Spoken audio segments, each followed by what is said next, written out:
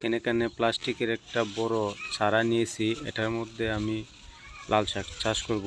তো কিছু কাঠের গুঁড়া এটার মধ্যে আমি ঢেলে দিয়েছি। কাঠের গুঁড়া দেওয়ার পর এখানে আমি কিছু ছাই দিয়ে দিয়েছি।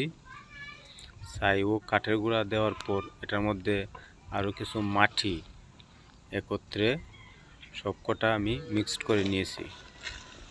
কাঠের গুঁড়ো, ছাই ও মাটি মিক্সড করে নিয়েছি। এখন আমি এটার নিচে কিছু শুকনো কচুরিপানা বিছিয়ে নিয়েছি। শুকনো কচুরিপানার উপরে এখন আমি এই কাঠের গুঁড়া, ছাই ও মাটির মিশ্রণটা দিয়ে দিতেছি। দেখেন এটা দেওয়া হয়ে গেছে। তো এখন আমি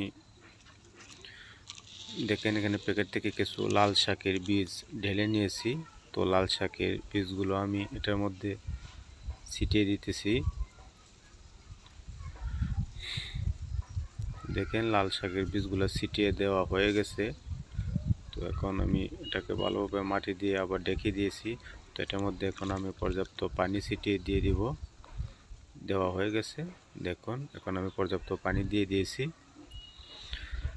দেওয়ার কিছুদিন পর দেখেন লাল শাকের গাছগুলা উঠতে শুরু করেছে। দেখেন কি সুন্দরভাবে লাল শাকগুলা উঠতেছে।